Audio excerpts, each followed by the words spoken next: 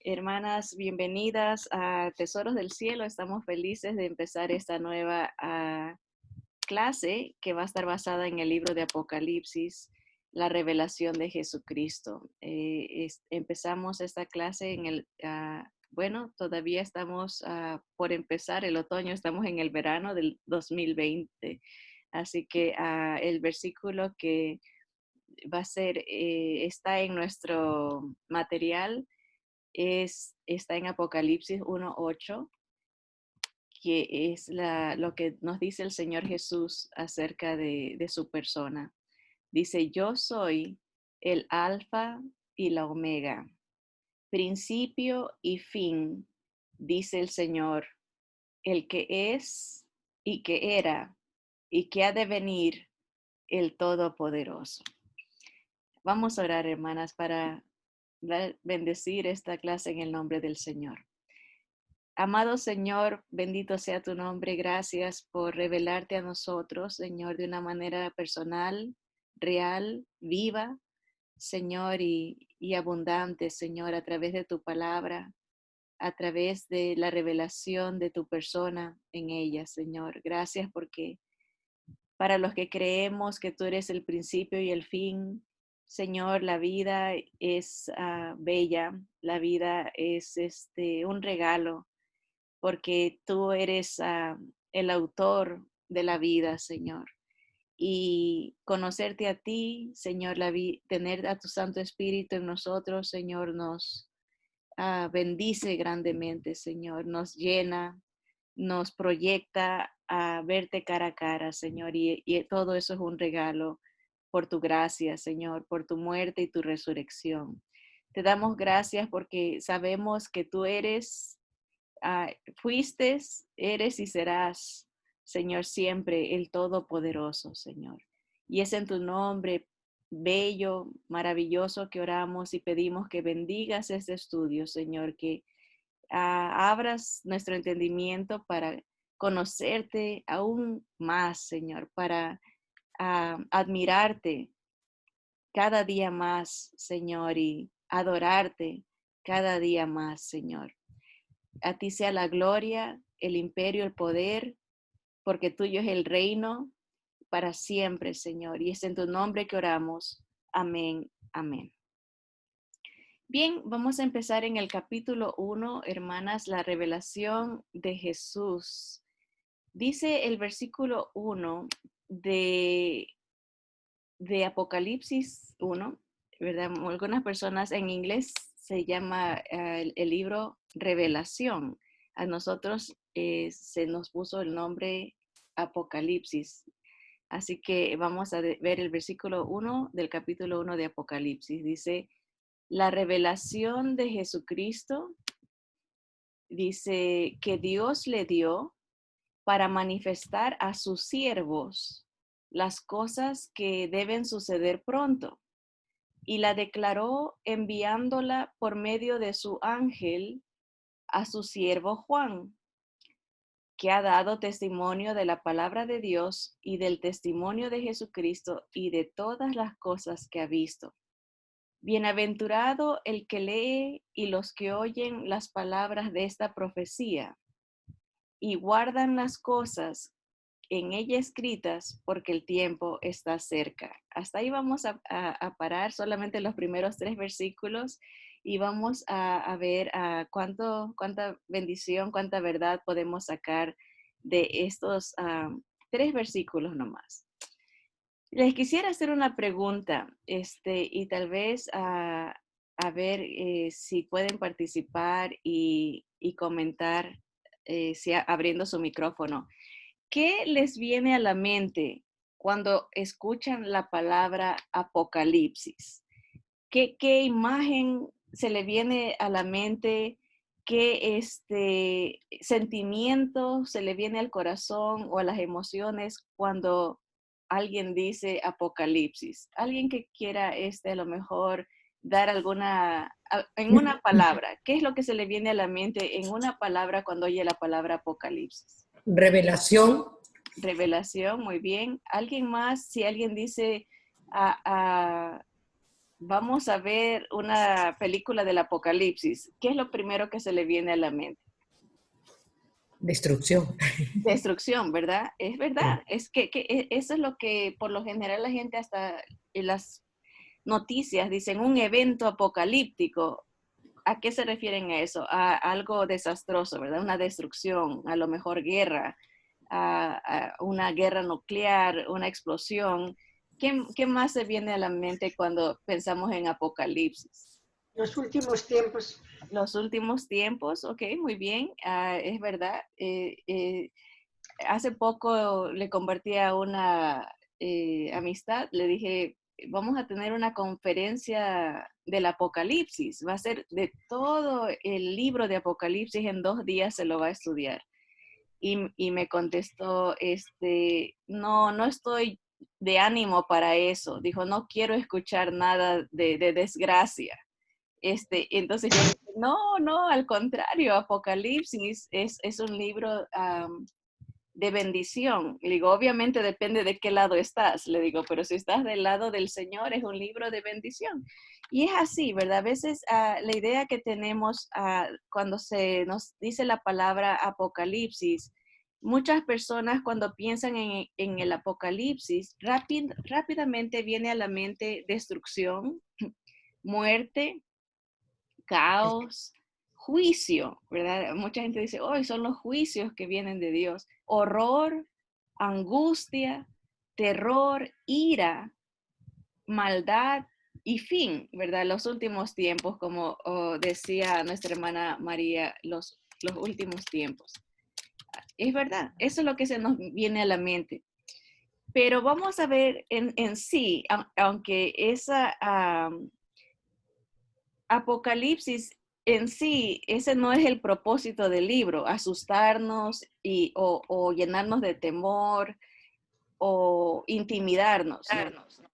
La palabra Apocalipsis, vamos a ver esto, de dónde, qué significa la palabra Apocalipsis. Apocalipsis viene de una palabra griega transliterada, apocalipsis. Así se la escribe si uno la no es traducir, pero como que quiere darle el sonido griego, ¿verdad? Apocalipsis quiere decir, de acuerdo al diccionario Strong's, que es ese diccionario bíblico muy fascinante, que nos da el hebreo y el griego, si uno quiere estudiar ese diccionario que lo hemos usado para nuestra clase de hermenéutica. Dice este diccionario que Apocalipsis quiere decir aparición, venida, manifestación, revelación, develar, iluminar o aclarar. Develar es, por ejemplo, si alguien tiene un velo, ¿verdad? Y en el momento que le quitan el velo, lo han develado, ¿no? Eso quiere decir la revelación. O sea, se puede ver más claro, se puede ver directamente a lo maravilloso que está siendo tapado, ¿verdad? Sea una escultura, una pintura.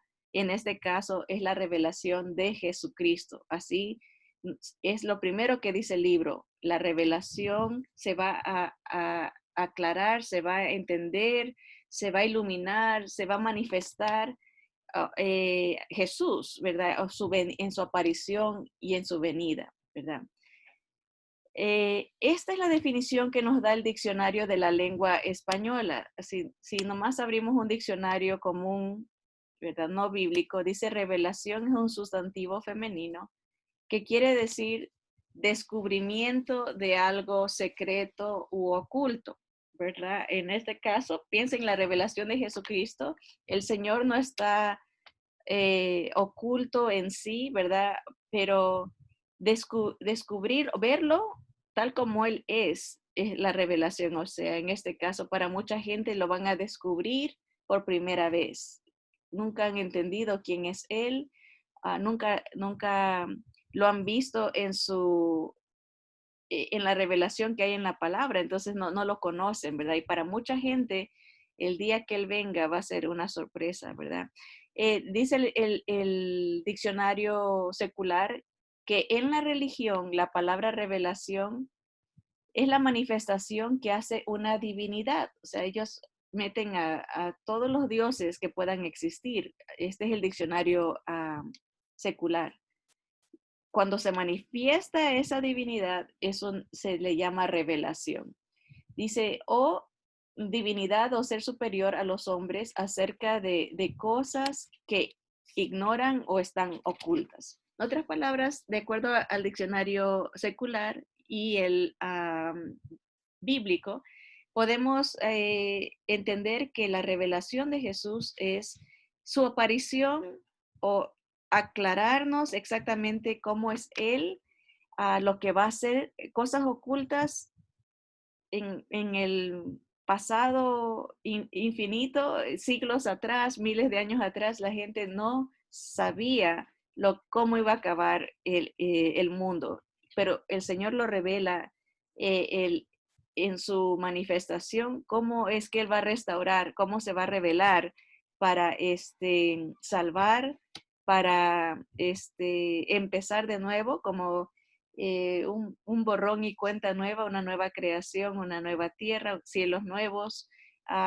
cómo empieza todo sin pecado, sin maldad y sin Satanás. Así que Él no solamente se revela Él, pero revela el poder que tiene, revela los propósitos eternos que Él tiene para su creación, nos revela uh, cómo se van a dar las cosas para que pueda llegar a darse a cabo todo este plan de Dios. Ahora, aunque el libro de Apocalipsis describe el fin de muchas cosas, ese no es el propósito ni el objetivo del libro.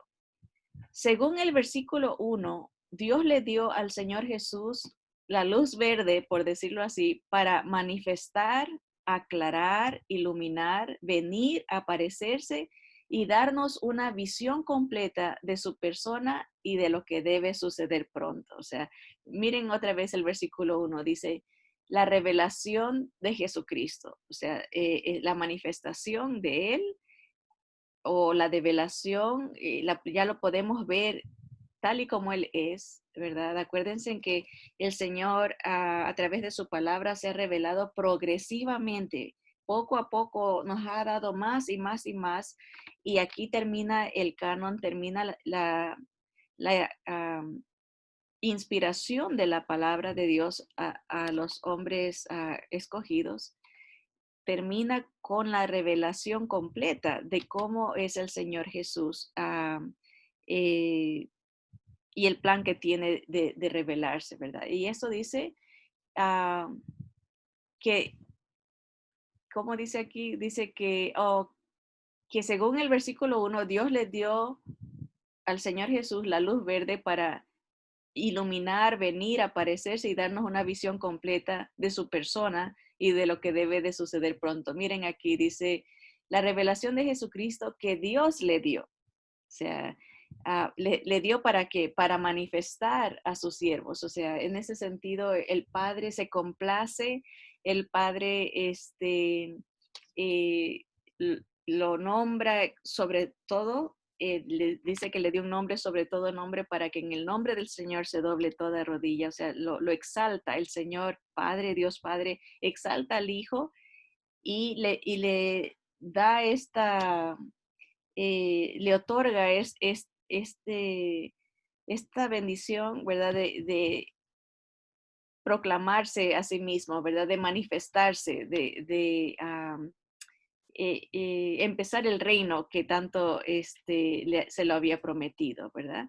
Ahora, el medio que nuestro Señor Jesús usó para manifestar estas verdades futuras fue un ángel. A veces nos confundimos, pensamos que el Señor mismo se le apareció a Juan. Pareciera que sí en otros versículos, ¿verdad? Porque Juan a veces leemos y dice que cayó como muerto, ¿verdad? Entonces, en el primer versículo nos dice que el Señor eh, le, le declara estas cosas por medio de su ángel. Leamos de nuevo, dice, la revelación de Jesucristo que Dios le dio para manifestar a sus siervos las cosas que deben de suceder pronto y la declaró enviándola por medio de su ángel a su siervo Juan. Y hablando de Juan, dice que él dio testimonio de la palabra de Dios. O sea, Juan fue escogido para recibir esta revelación que el Dios Padre le permite dar al Señor Jesús a su siervo, ¿verdad? Ahora, el medio que nuestro Señor Jesús usó para manifestar estas verdades futuras fue un ángel que se le apareció al apóstol Juan cuando éste se encontraba prisionero en la isla de Patmos. Estas verdades fueron puestas en las manos de Juan porque él había dado testimonio de la palabra de Dios y del testimonio de Jesucristo y de todas las cosas que había visto. Esas tres cosas se le da como honor a Juan. Noten en el versículo 2. Esta revelación se le dio a Juan que ha dado testimonio de la palabra de Dios. Acuérdense en que este Juan es el que escribe el Evangelio de Juan. Acuérdense de los 4 evangelios: Mateo, Marcos, Lucas, Juan. Él escribió ese libro para que todo el que lo lea crea que Jesús era el Cristo, el Hijo de Dios, y para que creyendo tengan vida en su nombre. El Evangelio de Juan. Juan es el apóstol que él se puso como apodo al que Dios amaba, al que Jesús amaba. También nos escribió la primera carta de Juan, la primera, la segunda y la tercera carta. Él escribe estas cartas para los hermanos ah, y termina escribiendo la revelación de Jesucristo. O sea que 5 libros el apóstol Juan um, dice, da testimonio de la palabra de Dios. A través de 5 libros, Juan fue aprobado por Dios por compartir el testimonio de la palabra de Dios y también el testimonio de Jesucristo.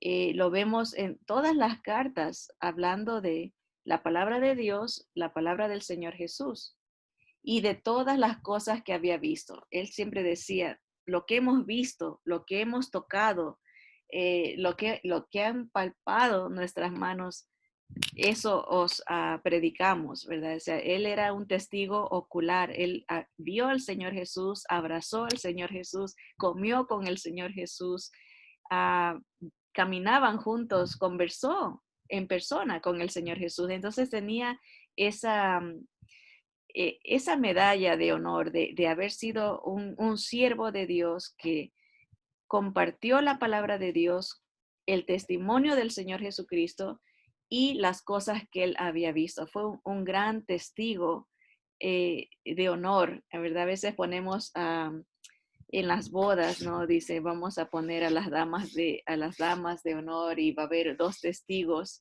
¿verdad? Y Juan fue testigo del Señor Jesús, un testigo de honor, porque no falló, siempre predicó la palabra, predicó el testimonio del Señor Jesús y las cosas que había visto. Bien, también vamos a ver el versículo 3, la bendición que hay para los que leen y estudian este libro, ¿verdad? Dice, bienaventurado el que lee y los que oyen las palabras de esta profecía.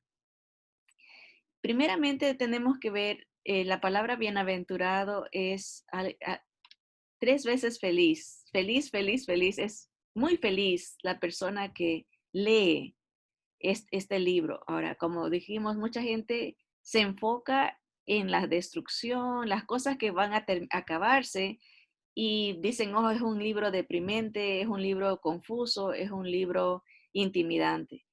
Pero si llegamos al fin, ¿verdad? ¿A quién se le ocurre ver, por ejemplo, una película en la mitad y ver nomás unos 15, 20 minutos, media hora en la mitad y apagar la televisión, irse y decir, ay, no, qué película tan horrorosa? No, uno se espera hasta el final para ver el final y ya cuando ve al final se compone la situación. A veces empiezan las historias con muertes, con guerras, algo trágico, pero a medida que se desenvuelve la historia, ¿verdad? El lo inventado, ¿no? Uno llega hasta el final para ver cómo termina todo. Lo mismo pasa con este libro, ¿no? Uno no puede leer la mitad y quedarse en la mitad y decir, oh no, qué terrible. No, tiene que llegar hasta el fin para ver cómo acaba, cómo termina la historia, ¿verdad? Y donde termina, para el creyente, toda la revelación trae paz y trae confianza, ¿verdad? Por eso felicidad es un estado de conformidad, ¿verdad? Está uno tranquilo porque ve el fin de los creyentes, el fin de los siervos, de todas las edades, no solamente de nuestra era, pero de la era antigua, de los santos del Antiguo Testamento, de los santos ah, del Nuevo Testamento, de los santos de la era de la iglesia, de los santos de la gran tribulación, de todos. Uno ve el final y dice, bueno, el final para los creyentes es un final de gloria, un final de triunfo, un final de esperanza, ¿verdad? Entonces, tenemos que llegar hasta el final, y no solamente porque en el final se ve ya la culminación del triunfo del Señor, pero en todo capítulo por capítulo vemos su palabra cumplirse, ¿verdad? Y lo vemos delineando la vida para los que creen en Él y la muerte para los que han rechazado su mensaje. O sea, no es que Él planeó eso, pero es una consecuencia que Él tanto ha venido advirtiendo, las consecuencias del pecado, la muerte, el dolor, la condenación. Y el Señor dice, yo tengo la solución, ¿verdad? Entonces, dependiendo dónde nos encontremos, en qué grupo, ¿verdad? Pero a través del libro, aunque hay desgracias en la mitad y cosas terribles, sí, pero dependiendo en qué grupo se encuentra el lector, ¿verdad? Si uno es creyente en Jesús, pues sabe, um, está tranquilo, está feliz, porque en medio de todo eso el Señor triunfa y uno triunfa con Él también. Así que esa bienaventuranza, este es el único libro en toda la Biblia, aunque toda la Biblia trae bendición y trae conocimiento, sabiduría, ciencia, trae ah, sabiduría celestial, ¿verdad? Este es el único libro que promete felicidad al que lo lee, bienaventuranza. Bueno, y tenemos que hacer la diferencia entre lo que es ser feliz y tener gozo, ¿verdad? El que es bienaventurado, aunque sí se dice es feliz, feliz, feliz, 3 veces feliz, pero en sí es el gozo que solamente Dios puede dar. La felicidad tiene que ver con lo que está pasando. Por eso en inglés la palabra happy viene de una derivación de happening, lo que está pasando a nuestro alrededor. Si las cosas están yendo bien hay todo, uno está happy, está feliz por las circunstancias, ¿verdad? Cuando las cosas van mal, uno no está, alrededor nuestro, uno no está feliz desde el punto de vista humano, desde el punto de vista mundano. Pero el gozo es diferente. Al gozo no le importa cómo están las situaciones alrededor. El gozo de Dios es calma en medio de la tormenta. El gozo de Dios no es ah, consecuencia de nuestras circunstancias. El gozo no depende de nuestros alrededores, porque viene de adentro para afuera. La felicidad es de afuera para adentro. Entonces, en ese sentido, el que lee este libro tiene un gozo, es bienaventurado, es una promesa específica y única para el que lee el libro de Apocalipsis. Así que con leerlo somos recibidores, somos ah, tenemos derecho a esa bienaventuranza, a ese gozo que es el tener la confianza que en el Dios que creemos, el Dios que seguimos es el Dios verdadero y el Dios triunfador. Así que ese gozo está permanente y está seguro. Nadie nos lo puede quitar, pase lo que pase. El libro de Apocalipsis describe que aún la muerte tiene que someterse al poder de Jesús. No nos puede molestar, no nos puede tocar, no nos puede vencer. Así que, ¿qué más tremendo para un ser humano que la muerte? Mucha gente dice ahí se acaba todo. La muerte la Biblia la describe como nuestra última enemiga y a ella la vence nuestro Señor Jesús. Así que ese gozo es permanente y ese gozo es seguro. También es importante entender en el versículo 3 que el Señor describe las palabras que se nos revelan en Apocalipsis como una profecía, ¿verdad? Este es material de otra categoría, ¿verdad? A veces leemos libros históricos, a veces leemos libros poéticos como los salmos, los evangelios, ¿verdad? Podemos leer libros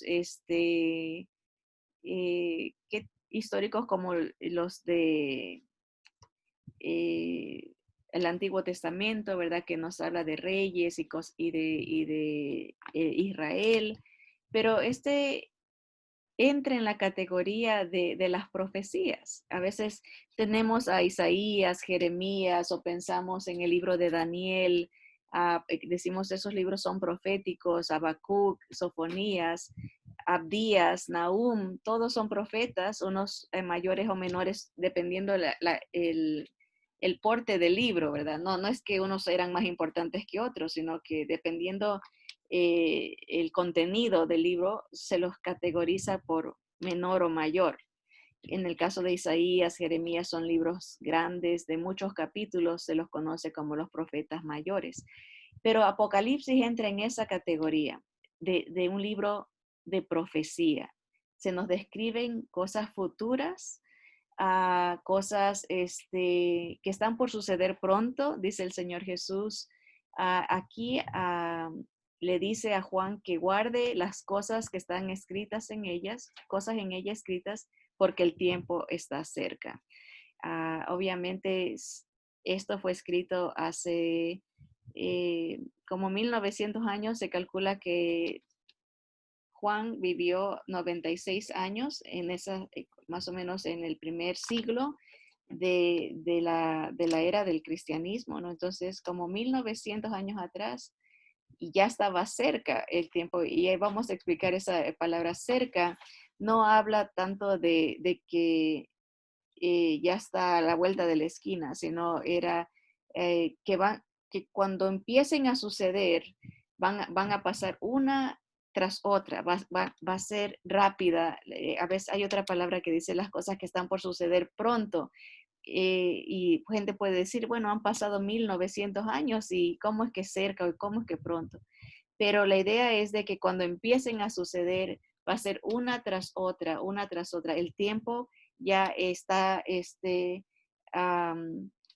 limitado, ya está compartimentalizado, es la palabra, ya está dividido, ¿no?